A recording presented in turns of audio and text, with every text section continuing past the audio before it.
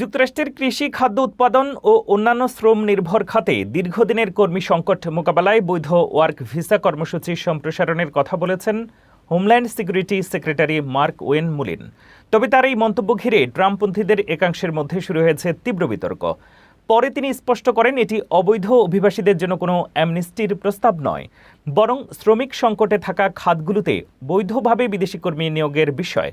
Work visa ও আইস নিয়ে নতুন এই বিতর্কের সব তথ্য থাকছে প্রতিবেদনে। যুক্তরাষ্ট্রের অভিবাসন নীতি নিয়ে আবারও তুমুল বিতর্ক, আর এবার সেই বিতর্কের কেন্দ্রে রয়েছেন homeland security secretary Mark Wayne Mullin. Work visa বাড়ানো এবং আইসের অভিযান নিয়ে তার সাম্প্রতিক মন্তব্যে প্রেসিডেন্ট ডোনাল্ড ট্রাম্পের সমর্থকদের একাংশের মধ্যে অসন্তোষ ছড়িয়ে পড়েছে।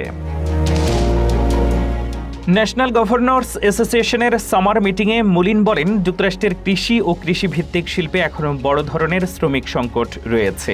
তার মতে দেশের অর্থনৈতিক প্রবৃদ্ধি ধরে রাখতে কিছু খাতে বৈধ ওয়ার্ক ভিসা কর্মসূচি সম্প্রসারণের বিষয়টি গুরুত্বের সঙ্গে বিবেচনা করা উচিত। তিনি বলেন, বিদেশি শ্রমিক মানেই আমেরিকানদের চাকরি হারানো, এমন ধারণা সব ক্ষেত্রে সত্য নয়। বরং যেসব খাতে পর্যাপ্ত মার্কিন কর্মী পাওয়া যাচ্ছে না, সেখানে বৈধভাবে বিদেশি শ্রমিক নিয়োগ, উৎপাদন এবং সরবরাহ ব্যবস্থা সচল রাখতে গুরুত্বপূর্ণ ভূমিকা রাখতে পারে। তবে এই বক্তব্য প্রকাশের পরই ট্রাম্পপন্থী মহলে সমালোচনার ঝড় ওঠে। সাবেক বর্ডার পেট্রোল কর্মকর্তা গ্রেগ বোভিনো মন্তব্য করেন, এমন বক্তব্য প্রশাসনের কঠোর অভিবাসন নীতির সঙ্গে সামঞ্জস্যপূর্ণ নয়। ফক্স নিউজের ভাষ্যকার টমি লাহারেনো বলেন, এই ধরনের নীতি সমর্থন করার জন্য ট্রাম্পের ভোটাররা ভোট দেননি।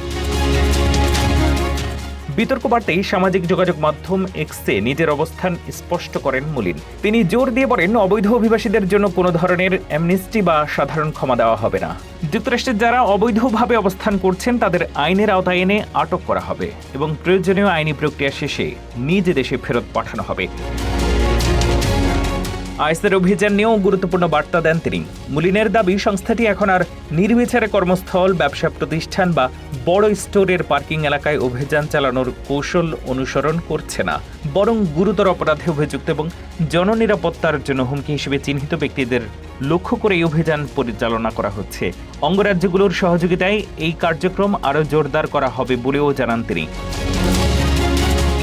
মুলিনের এই বক্তব্যে একদিকে যেমন বৈধ কর্ম ভিসা নিয়ে নতুন আলোচনা শুরু হয়েছে, অন্যদিকে ট্রাম্প প্রশাসনের কঠোর অভিবাসন নীতির ভবিষ্যৎ দিক নির্দেশনা নিয়েও নতুন প্রশ্ন উঠেছে।